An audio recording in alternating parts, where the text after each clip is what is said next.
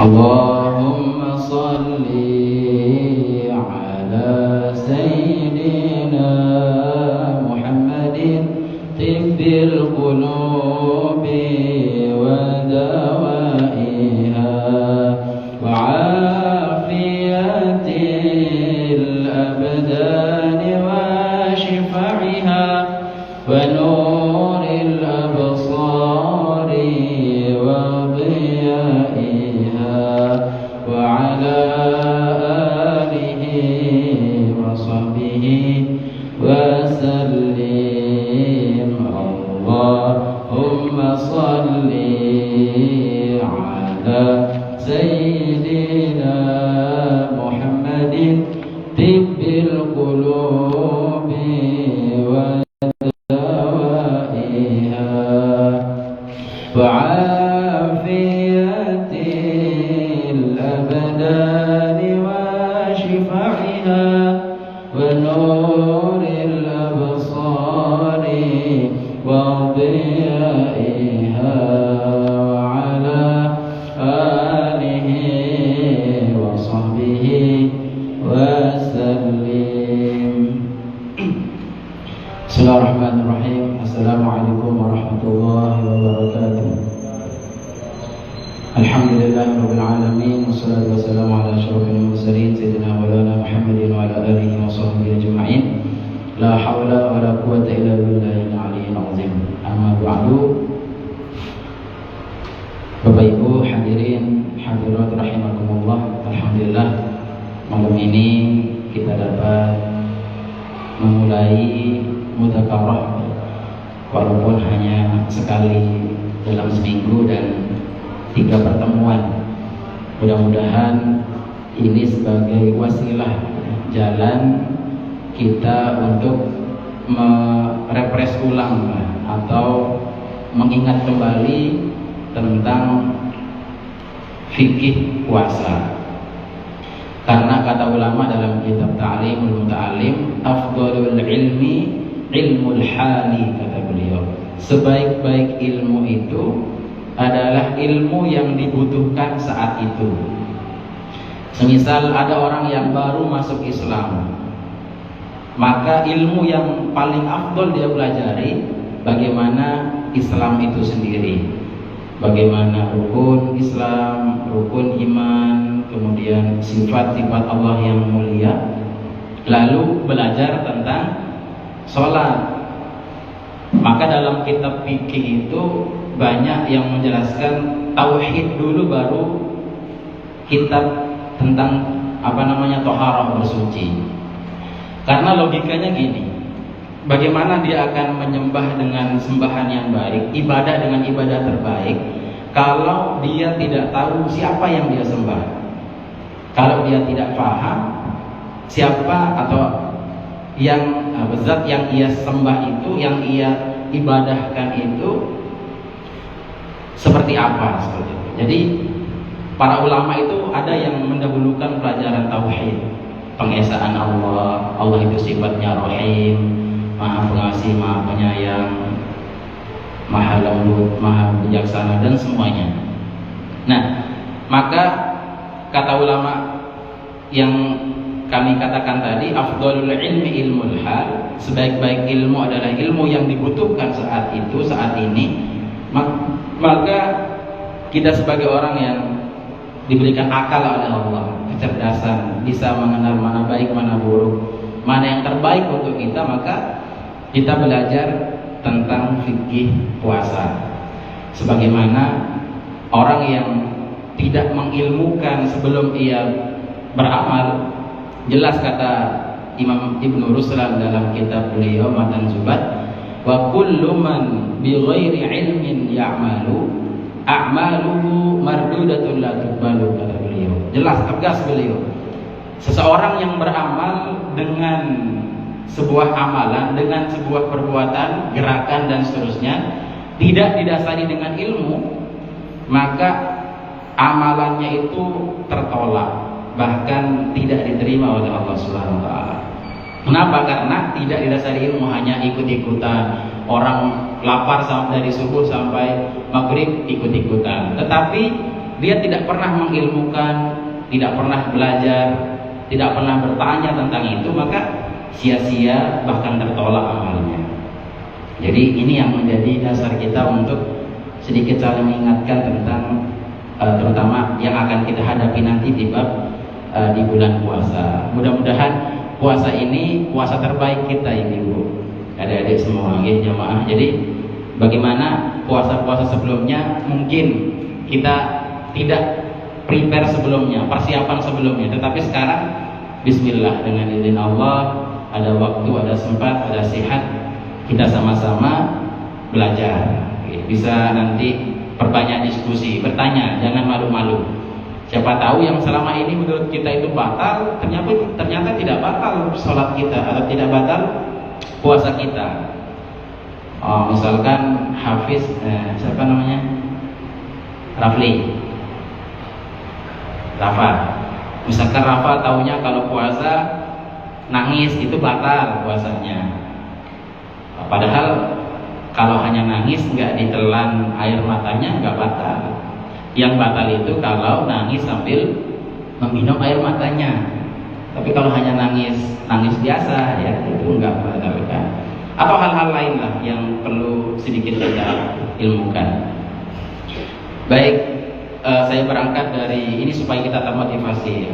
Jadi mudah-mudahan ini sebagai awal yang baik buat kita ya ingin belajar, ya, ingin sama-sama belajar bahwa menuntut ilmu, belajar agama itu wajib hukumnya, tanpa mengurangi pelajaran yang lain. Tetap pelajaran lain itu penting, ya penting. Tetapi manakala kita dihadapkan seperti tadi, afdhalul ilmi ilmul hal, yang paling utama ilmu itu adalah ilmu yang dipelajari, yang dibutuhkan saat ini. Maka sebagai motivasi kita yang berhadir di majelis ilmu dimanapun, kapanpun, maka Allah Subhanahu Wa Taala naungi dengan naungan rahmat kasih sayangnya. Ya, kita diberikan mau izoh di tempat itu mau izoh pelajaran, kita tahu mana halal, mana haram, mana sah, mana batal, maka di majelis itu diliputi dengan rahmat kasih Allah sayang Allah Subhanahu Wa Taala. Kemudian keutamaan berikutnya ibu-ibu, bapak-bapak, adik-adik, bahwa man intaqala liyata'allama ilman ghufira lahu qabla an yahtua, kata Rasulullah. Barang siapa yang berjalan menuju sebuah majelis tempat belajar agama, mudzakarah, maka sebelum ia melangkahkan kakinya, Allah ampuni dosanya, Allah ampuni kesalahannya. Siapa yang hari ini nggak punya salah? Siapa yang hari ini tidak punya dosa? Tentu kita semuanya punya dosa dan salah. Maka wasilah ini, perantara belajar seperti ini, diskusi mudzakarah, mudah-mudahan itu sarana kita semuanya semakin baik dalam menjalankan ibadah kita, kemudian segala kesalahan dosa kita diampuni oleh Allah Subhanahu Wa Taala. Amin ya rabbal alamin. Kita mulai dengan sama-sama membaca basmalah.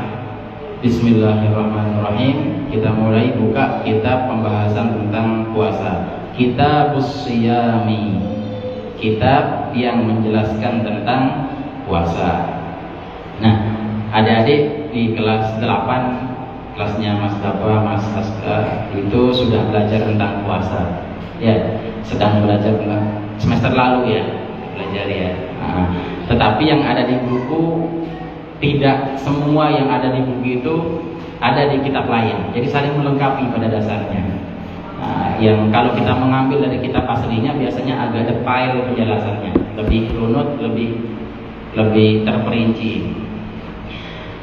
Jadi berangkat dari hal yang sangat krusial dalam puasa ya. Kita berangkat dari ta'rifan, yaitu definisinya dulu supaya kita tidak salah dalam mengartikan puasa nantinya. Ta'rifus shaum, pertama pengertian atau definisi daripada puasa. Shaum, bahasa Arab puasa itu shaum atau siyam, dua kalimatnya. Secara umum puasa itu mutlaqu al-imsak, yaitu mutlaqul imsaki, secara bahasa menahan. Jadi kalau Rafa tadi menahan amarah, menahan lapar, itu puasa. Tetapi menurut bahasa, ya, menurut bahasa. Tetapi di dalam Al-Quran itu jelas Allah Subhanahu Wa Taala menggunakan dua kalimat siyam dan saum, sama maknanya puasa. Dalam surah Maryam Allah Subhanahu Wa Taala berfirman, Inni nadartu lirrahmani sauman falan ukallimal yauma insiya. Nah, ini surahnya ibu-ibu. Surah Maryam, ketika Maryam dulu difitnah bahwa yang dalam kandungannya itu adalah itu hasil daripada perbuatan yang tidak baik, maka orang-orang mencemooh daripada Siti Maryam. Padahal beliau, kita tahu Siti Maryam itu nama bapaknya Imran. Itu bapaknya, ibunya ketika hamil istrinya Imran atau ibunya Maryam bernadar kalau anak ini lahir nanti saya akan menaruh ia di masjid, menaruh dia di tempat ibadah, tanpa beliau mikirkan laki-laki atau perempuan, tidak mengkaitkan kalau dia laki-laki saya taruh di masjid, kalau perempuan tidak. Beliau tidak mengatakan demikian. Nazarnya saya akan menaruh dia di tempat ibadah. Dia akan jadi seorang takmir atau merbot yang menyapu ibadah di situ. Akhirnya yang lahir ternyata perempuan. Mau nggak mau, karena itu adalah nazar, maka hukumnya wajib ditunaikan.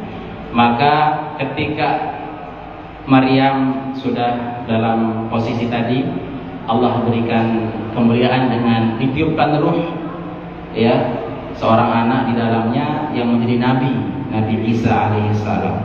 Itu ujiannya luar biasa, dicemooh luar biasa, diolok-olok dan bahkan sampai dilempari dan diusir dari tempatnya. Maka kata beliau, Inni nazartu lirrahmani sauman. Menghadapi semua cemoohan, cibiran, olokan dan semuanya, itu beliau bernazar untuk diam, puasa untuk tidak berbicara. Jadi puasanya beliau tidak mau bicara sama sekali. Ditanya apa, diam aja. Saya bernazar untuk tidak berbicara. Falan ukallimu insiya. Nah, ini kalimatnya saum, puasa, yaitu menahan. Kemudian syar'an al-imsaku an jami'il mufattirati min tul'il fajri ila ghurubish syamsi bi niyatin makhsusah. Nah, yang kedua, ini sudah masuk ke pembahasannya, yaitu puasa menurut istilah adalah menahan diri, al-imsaku an mufattirat, menahan diri dari hal-hal yang membatalkan puasa sejak terbit fajar, azan subuh, sampai terbenam matahari, azan maghrib, dengan niat yang sudah ditentukan. Jadi ibu-ibu, kalau puasa hanya tidak menahan diri dari hal-hal yang membatalkan puasa, nanti akan dibahas hal-hal yang membatalkan puasa, maka jelas puasanya nanti batal. Bahkan ini yang salah diartikan oleh kita terkadang. Jadi inti puasa itu rukunnya hanya ada dua dalam fikih. Ini saya masuk ke substansi, bahwa yang pertama niat, yang kedua menahan diri dari hal-hal yang membatalkan puasa. Jadi manakala ada orang ditanya, kenapa tidak puasa? Saya nggak sahur tadi malam. Berarti salah paham. Berarti ia mengatakan sahur itu rukun puasa, padahal bukan. Apalagi mohon maaf adik-adik ini nanti yang bangunin sahur, beduk sahur gitu. Itu jelas ya dalam ini, saya bukan niatnya mengolok-olok atau apa, supaya jelas hukumnya. Sahur itu hukumnya sunnah. Sahurnya sendiri ya, membangunkan orang itu nggak ada kaitannya dengan kesunahan makan sahur itu. Saya yakin dan masyarakat yang lain tuh, kalaupun tidak dibangunkan sudah pasti punya alarm masing-masing. Lalu kita dengan berdasarkan ini tradisi, tidak boleh diputus. Iya, kita hargai itu sebagai sebuah tradisi, sebagai warisan dari generasi sebelumnya. Tetapi manakala itu salah artikan, itu yang menyebabkan bahaya. Contoh, dari jam 2 berjalan, bangunkan orang kemana-mana, tetapi waktu subuh tewas, nggak ikut sholat subuh. Wah, ini kan dia mancing, dapat ikan, hilang mobilnya, hilang motornya, lebih parah kan? Dia melakukan hal yang sunnah, tetapi yang wajib ditinggalkan. Nah, ini catatan buat kita semuanya lah. Ada terutama kalau ikut-ikutan ya silahkan ikut, tetapi kita tahu dasar hukumnya. Oh, ternyata sahur itu hukumnya apa tadi? Sunnah. Artinya kalau tidak sahur, ya puasa itu tetap sah, ya. Kecuali kalau sahur itu wajib, nah itu beda konteksnya nanti. Kalau nggak dibangunkan, maka nggak puasa. Kalau nggak puasa, maka berdosa. Itu kan beda konteksnya. Tetapi sekali lagi, ini babnya saya bicara ini bukan merendahkan.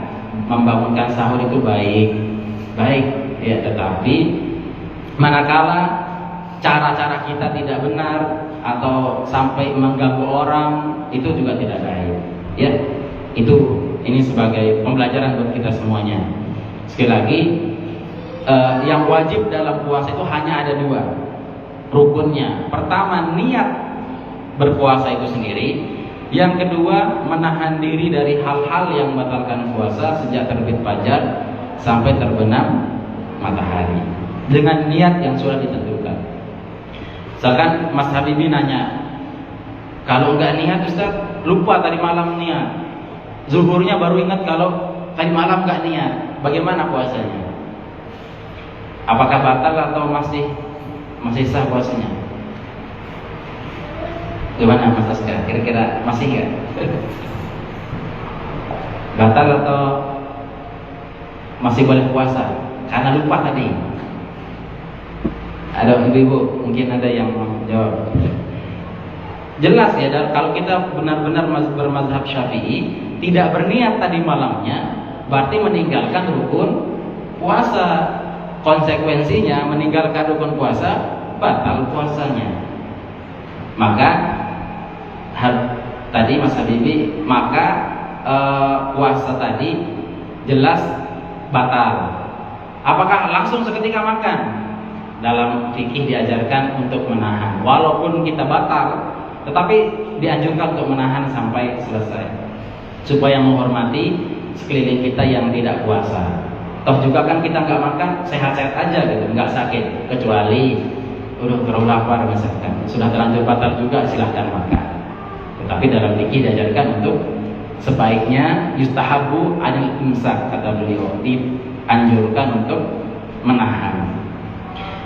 Bagaimana kita supaya puasa kita biar kita lupa di malam berikut-berikutnya itu tercover? Maka dalam mazhab Hanafi ataupun mazhab Maliki, kita boleh ikut beliau dalam hal ini. Khusus di malam yang pertama di bulan suci Ramadan, malam pertama tarawih, silakan berniat untuk puasa 1 bulan penuh.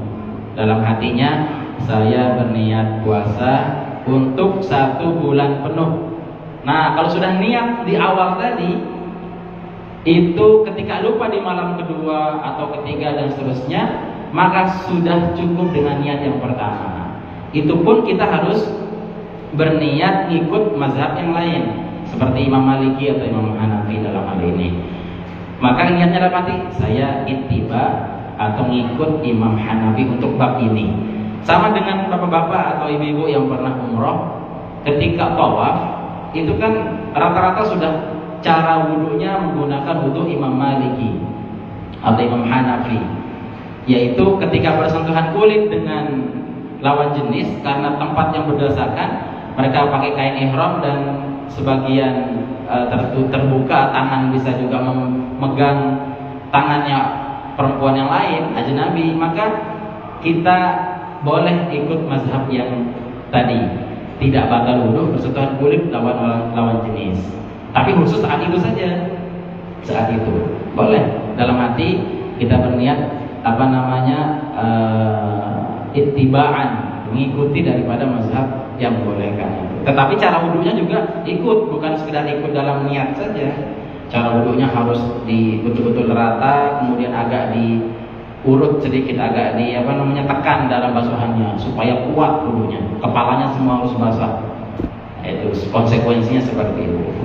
Maka ketika tawaf nanti baru tahu sekali sentuhan kulit kan nggak mungkin kita keluar wudhu, padahal tempatnya sudah sangat padat dan seterusnya. Habis waktunya nanti. Nah, izin 5 menit lagi, nanti boleh tanya jawab ibu. Kemudian kita berniat di awal tadi, kalau bahasa Arabnya nawaitu sauma kulla syahri Ramadan kullah, atau saya berniat puasa di bulan suci Ramadan sebulan penuh. Keutamaannya satu, kalau kita lupa di malam berikutnya maka cukup dengan niat yang pertama. Tetapi manakala kita ingat, niat itu adalah ibadah berdiri sendiri. Dapat pahala setiap malam berniat, dapat pahala, berniat, dapat pahala. Jangan menjadikan itu sebuah tameng. Jangan jadi alasan untuk gak berniat. Itu salah. Tetap kita berniat. Yang di cover itu apa? Kalau kita memang betul-betul lupa. Lupa berniat tadi malam karena gak ikut tarawih misalnya, maka cukup dengan niat yang pertama.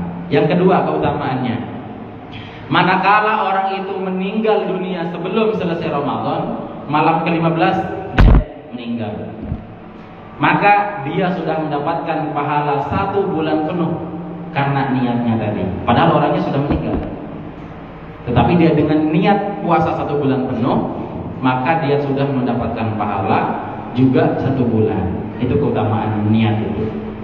Nah, ini menjadi perhatian buat kita semua, menjadi ilmu buat kita semua, Bapak Ibu, adik-adik, bahwa sekali lagi perkara puasa memang kita sering amalkan setiap tahun. Kita sudah menghafal bahkan dalil puasa. Tetapi lillahi ta'ala, niat pribadi kami ingin sama-sama mengingatkan. Bagi yang sudah belajar sebelumnya atau yang belum belajar, niat kami untuk sama-sama belajar, ya. Kalau ada hal-hal yang dianggap kurang jelas, nanti bisa ditanyakan. Nah, kapan diwajibkan puasa dalam sejarah? Kita flashback ke sejarah supaya tahu ilmunya, benar-benar mengilmukan gitu ya. Kapan diwajibkan puasa? Kita baca dulu asal ataupun sumber hukum daripada puasa itu. Al-Baqarah ayat 183. Ya ayyuhalladzina amanu kutiba alaikumus siyam kama kutiba alal ladzina min qablikum la'allakum tattaqun. Hai orang-orang yang beriman, telah diwajibkan atas kalian puasa sebagaimana telah diwajibkan atas orang-orang sebelum kalian, semoga agar kalian menjadi orang yang bertakwa. Jadi orang-orang sebelum kita, umat-umat sebelum Nabi Muhammad juga puasa dengan caranya masing-masing.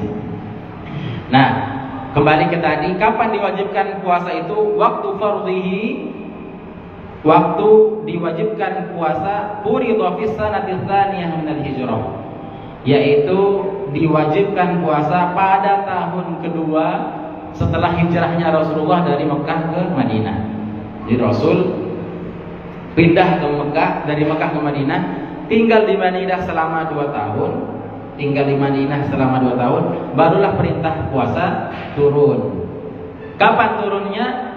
Fi syahri Sya'ban, pas di bulan Sya'ban. Nah, ini bulan Sya'ban. Setelah itu turun perintahnya, ketika Ramadan langsung praktik puasa. Wa qad shoma Rasulullah sallallahu alaihi wasallam 9 Ramadhanat. Sungguh Rasulullah puasa dalam hidupnya 9 kali puasa. Umur beliau sekitar 50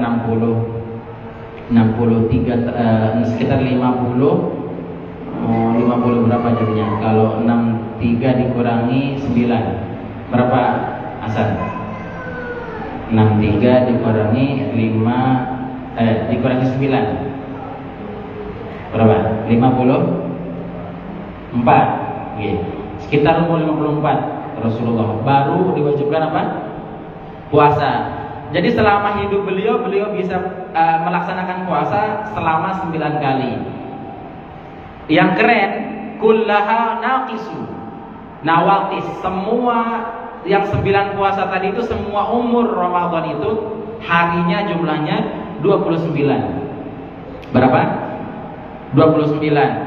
Aitis atan wa isyrina yauman, yaitu 29 hari. Illa wahidan fakamilun, kecuali satu puasa yang 30 hari. Jadi dari 9 puasa itu hanya satu puasa yang umur harinya 30 hari. Nah, ini menjadi dasar bahwa memang dalam bulan Islam umur bulan itu rata-rata kebanyakan 29. Baru kalau memang gumma ataupun suasana saat itu tidak kelihatan hilal, maka digenapkan menjadi 30. Ini Rasulullah praktiknya seperti itu. Jadi gak apa-apa, 29 itu hitungannya 1 bulan loh, bukan hanya 30 saja baru sebulan.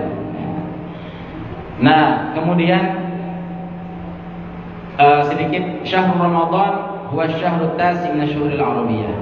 Mungkin kalau ada yang didiskusikan, kita masuk ke diskusi. Tinggal 19 menit.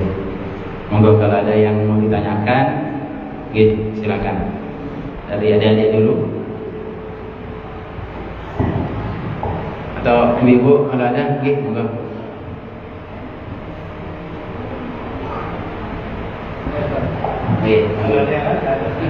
Enggak Pak Ketua. Assalamualaikum warahmatullahi wabarakatuh. Waalaikumsalam warahmatullahi wabarakatuh. Terkait dengan niat Ustaz, Iya. kita anggap aja kita tidak berniat 1 bulan Iya. di awalnya, dan pada saat berjalannya puasa, pada habis isya mengingatkan kecapean kita tidur, dan bangunnya kita setelah subuh. Apakah kita boleh berniat pada saat kita bangun, atau bagaimana? Atau kita puasa di atas batal, atau kita boleh pada saat kita bangun karena kita tertidur? Baik, nah ini sudah masuk ke substansi ya, isi. Jadi bagaimana kalau seseorang itu lupa niat pada isya, kecapean tidur, bangun-bangun Allahumma sholli ala Muhammad, sudah baca salawat di langgar atau masjid, sudah selesai salat subuh misalnya, maka barang siapa dalam sebuah hadis disebutkan malam tabyitin niyah fil lailah fala shauma lahu. Barang siapa yang tidak memalamkan niatnya, tidak membaca niat di waktu malam, maka puasanya tidak terhitung. Maka jelas konteksnya malam itu kapan masuknya? Begitu azan maghrib sudah masuk malam. Berarti kita berniat setelah kita Allahumma lakal sumtu wa bika amantu, kita berniat buka puasa, langsung niat besok puasa, itu sudah bisa. Jadi lama niat itu dari azan maghrib sampai sebelum azan subuh.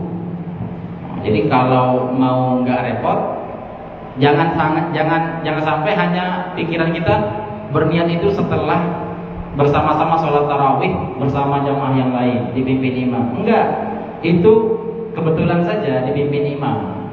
Iya, enggak ikut juga enggak apa-apa, tapi kita berniat setelahnya atau sebelumnya silahkan. Semakin sering semakin bagus.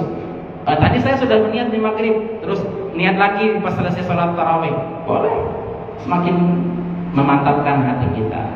Nah, dalam konteks tadi, kalau ketiduran dari maghrib, isya maghribnya belum berniat, terus bangun subuh, maka fala shauma lahu, tidak terhitung puasanya. Artinya puasanya batal. Tetapi yustahabbul al-imsak, sebaiknya ditahan, nggak usah buka.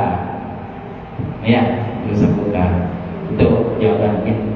Jadi wajib meletakkan niat itu di malam. Kapan malam itu? Setelah azan. Begitu azan maghrib sudah bisa. Itu sudah malam. Tanggal itu sudah berubah tuh kalau dalam Islam.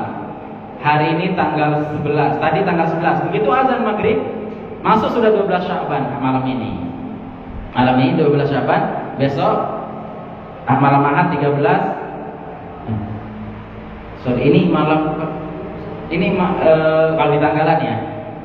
Ini ke-12, 13 Ahad, 14 Senin, betul. Selasa itu malam ke-15.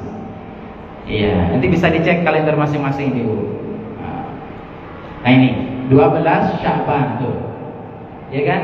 12 Sya'ban besok malam Ahad 13, malam Senin 14. Nah, malam Selasa kita nisfu Sya'ban. Nisfu Sya'ban. Oke, itu Pak betul. Ada lagi Ibu monggo. Oke. Waalaikumsalam warahmatullahi wabarakatuh.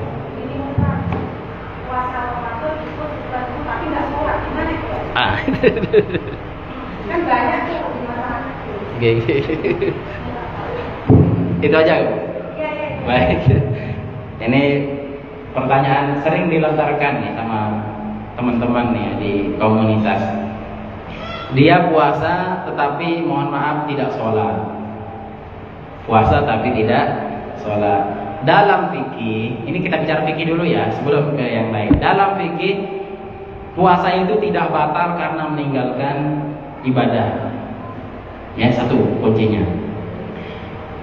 Kedua, kalau kita bandingkan mana lebih besar dosanya, meninggalkan sholat dengan meninggalkan puasa, jauh lebih besar dosanya meninggalkan sholat. Sekalipun puasa dilakukan sekali setahun. Yang fenomena terjadi itu yang belum ini ya. Ibarat kayak tadi, dia pergi mancing, biayanya jutaan, ya kan? Pakai mobil atau pakai motor, ditinggal motornya di atas, kemudian dia ke bawah, dia dapat ikan sebiji. Itu ibarat dia puasa, tetapi dia meninggalkan apa tadi? Sholat. Hilang mobilnya, hilang motornya. Auzubillah. Maka perbuatan semacam ini bisa dikatakan dalam selain ilmu fikih ya. Kalau fikih berbicaranya sah, halal, haram, batal, sah dan seterusnya. Ini tetapi kalau ditanya bagaimana puasanya, tetap sah puasanya. Tetapi berdosa karena meninggalkan sholat, dan jauh lebih besar dosa meninggalkan sholat daripada meninggalkan puasa. Kalau gitu saya sholat tapi nggak usah puasa karena jangan juga ya. Tidak juga. Artinya ini babnya adalah sekali lagi mengingatkan kita semua bahwa kewajiban utama itu sholat, tetapi tanpa menyampingkan puasa. Jadi dalam konteks fikih itu tetap puasanya sah, tetapi dalam ibadah itu jelas berdosa besar ya, termasuk meninggalkan sholat. Apalagi nauzubillah menganggap sholat itu tidak wajib. Wah, sudah jelas kekafirannya. Buat apa sholat zuhur? Nggak wajib. Buat apa sholat asar? Nggak wajib. Itu sudah jelas orangnya kafir. Tapi kalau dia mengatakan saya tahu sholat itu wajib, zuhur, asar, maghrib, isya, subuh, tapi saya malas. Nah, kalau dia malas, cukup fasik orangnya. Dia masih Islam, tetapi dia berlaku seperti bukan Islam, disebut dengan cap stempelnya fasid. Orang yang sering melakukan dosa-dosa besar. Nauzubillah min dzalik. Dan itu ancamannya neraka wail bagi yang sholat. Fawailun lil musallin alladzina hum fi sholatihim sahun. Orang sholat saja lalai dalam sholatnya itu di neraka wail loh. Apalagi yang enggak sholat, itu lebih parah nerakanya. Neraka wail itu kalau dibicarakan dalam kitab huru hara kiamat, Daqaiqul Akhbar, itu masya Allah merinding kita baca kitab itu. Kita dijatuhkan dari kerak neraka, dari lembah neraka itu sampai 70 tahun baru nyampe ke nerakanya, keraknya itu atau wail itu. Ibarat baru lahir dijatuhkan, nyampe di bawah itu sudah kumisan, sudah ubanan, sudah tua, baru nyampe. Itu perumpamaan dan banyak sekali. Ala kulli hal, sholat tetap wajib dilakukan, bukan jadi alasan untuk gara-gara puasa lemes terus nggak sholat. Itu jelas tidak tidak seperti itu. Maka sekali lagi, dia puasa kemudian tidak sholat, puasanya bagaimana? Puasanya secara fikih ya, secara fikih tidak batal, tetapi secara adab, secara akhlak itu jelas lebih besar dosanya. Nah, ini jangan sampai terjadi seperti itu. Kayak tadi, bangunkan orang sahur misalkan sampai jam 2, jam 3 nggak tidur, kemudian menjelang waktu subuh setelah dia sahur nggak sempat sholat subuh. Nah, itu jelas ya kesalahan yang fatal. Ini jangan sampai terjadi pada diri kita, keluarga kita, kalau ada sekitar kita yang diingatkan. Gitu, seperti itu penjelasannya. Jadi puasa tetap secara fikih, karena yang membatalkan puasa nggak ada meninggalkan sholat. Yang membatalkan puasa nanti makan, minum sengaja dan seterusnya. Ya, itulah memang kalau kita bicara fikih itu agak sedikit apa ya? Ya terlalu normatif lah, terlalu saklek gitu. Ya, seandainya ada bab meninggalkan sholat batal puasa itu keren, ya. Tetapi nanti sekali lagi dari segi fikih sah, tetapi tidak berpahala, ya. Kembali ke tadi, tidak apa lebih besar dosanya meninggalkan sholat. Ada lagi ibu mungkin? Atau ada yang di belakang? Jelas ya? Ya, insyaallah kita lanjutkan Sabtu depan. Ya, Sabtu depan. Jadi insyaallah selama selama sebelum puasa kita ini mudzakarah ya. Tidak sholawatan dulu. Baik, demikian yang dapat kami sampaikan. Mudah-mudahan ada manfaatnya. Kalau ada hal-hal yang kurang berkenan dalam hati, dalam yang kami sampaikan, kami mohon ampun, mohon maaf, mohon tak halal minta ridhonya.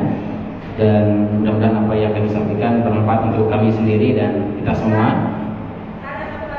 Oke, monggo.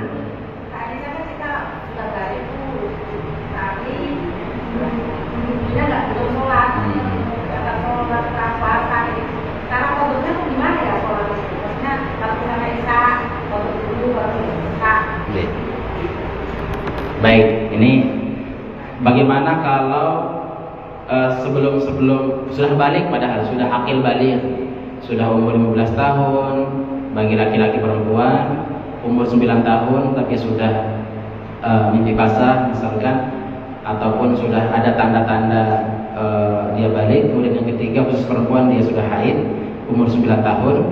Kalau kurang dari 9 tahun itu belum haid, namanya istihadah, penyakit. Nah, bagaimana kalau setelah dia akil balik, sudah balik beberapa hari, beberapa minggu, beberapa bulan, itu malas sholatnya, ibadahnya. Kemudian dikasih hidayah oleh Allah untuk membenah diri, rajin sholat, ibadah. Bagaimana cara? Padahal sholat yang kita tinggalkan selama akil balik itu wajib diqadha, wajib diganti. Karena sholat yang ditinggalkan ini bagi laki-laki dan perempuan itu ketika dia tahu hukumnya bahwa meninggalkan sholat wajib diqadha, maka seketika diganti. Misalkan ingat-ingat saja dulu kayaknya sebulan itu hanya seminggu yang malas saya sholat, maka hitung-hitung saja Bu, kalau seminggu berarti 7 kali subuh, 7 kali zuhur, 7 kali asar, 7 kali maghrib, isya. Maka cara menggantinya boleh 1 kali sholat. Misalkan Senin Sabtu besok saya sholatnya subuh 7 kali, berarti sholat subuh qadha kapanpun boleh, mau siang, pagi, malam boleh mengqadha sholat itu. Subuh dulu selesaikan, bawa catatan. Subuh 1, sholat lagi 2, atau nanti asar lagi mau dilanjutkan, atau zuhur, centang lagi 3, 4, 5, 6, 7. Sehari selesai 7. Besok Ahad zuhur. Gitu caranya boleh. Atau kalau mau dicicil, setiap sholat qadha. Subuh, sebelum subuh sholat dulu 2 rakaat, qadha subuh yang lalu. Nanti zuhur juga seperti itu, sholat zuhur, qadha zuhur, baru sholat zuhur. Asar, qadha asar, baru sholat asar. Qadha maghrib, lalu sholat maghrib, qadha isya, lalu catat sendiri, berarti tinggal 6 hari seperti itu. Itu cara mengqadhanya. Tetapi gini, kalau kita baru tahu hukumnya, ternyata sholat yang saya tinggalkan itu baru tahu dia wajib mengqadha, karena baru tahu ilmunya, karena baru diajarkan atau baru menghadiri majelis ilmu, baru tahu hukumnya, maka hukum itu berlaku sejak dia tahu. Benar-benar gak ada yang tahu, gak ada yang mengajarkan, maka hukum itu berlaku setelah dia tahu. Berarti sebelum-sebelumnya ma'fu anhu, dimaafkan. Artinya dia sudah terhitung dia adalah orang yang jauh dari ulama, atau hidupnya di tengah hutan, gak ada yang mengajarkan sama sekali. Nah, jadi seperti itu. Ibarat orang yang mu'allaf baru masuk Islam, begitu dia ucapkan asyhadu an la ilaha illallah, mantapkan imannya, dia masuk Islam, wa asyhadu anna Muhammadar Rasulullah, dosa-dosanya selama kafir diampuni oleh Allah. Enggak harus dia mengqadha puasanya, enggak harus mengqadha salatnya, seperti itu. Jadi hukum itu berlaku manakala dia baru tahu hukum itu. Nah, maka kalau kembalikan ke ibu-ibu atau siapa di antara kita yang merasa sholat saya dulu itu merasa saya nggak tahu deh, saya benar-benar nggak tahu kalau wajib diqadha. Nah, kalau memang nggak tahu, berarti hukum itu berlaku saat dia tahu. Kalau sudah tahu, maka ketika dia meninggalkan wajib diqadha. Tapi kalau dia nggak tahu, maka nggak wajib, karena dia belum tahu ilmunya. Ya. Tetapi dengan syarat tadi, dia jauh dari ulama, kemudian nggak ada yang memang mengasih tahu dia. Nah, seperti itu. Okay. Jadi solusinya, cara mengqadhanya bisa dengan cara dirapel per waktu sholat, atau sholat subuh dulu selesaikan, baru asar, zuhur, baru asar, maghrib, isya, dan seterusnya. Itu caranya. Okay. Nah, baik, sama-sama mudah-mudahan ada manfaatnya. Kita akhiri dengan baca doa kafaratul majlis. Subhanakallahumma wa bihamdika asyhadu an la ilaha illa anta astaghfiruka wa atubu ilaik. Amin ya Allah ya rabbal alamin. Bismillahirrahmanirrahim. Alhamdulillahirabbil alamin. Wassalatu wassalamu ala asyrofil mursalin sayyidina wa lana Muhammadin wa ala alihi wa sahbihi ajma'in. Allahumma anfa'na bima 'allamtana wa 'allimna ma yanfa'una wa zidna 'ilma wa fahma ya arhamar rahimin. Rabbana atina fid dunya hasanah wa fil akhirati hasanah wa qina adzabannar. Jazallahu 'anna sayyidina Muhammadin sallallahu alaihi wasallam wa ahlihi. Subhana rabbika rabbil izzati 'amma yasifun wa salamun 'alal mursalin. Alhamdulillahi rabbil alamin. Assalamualaikum warahmatullahi wabarakatuh.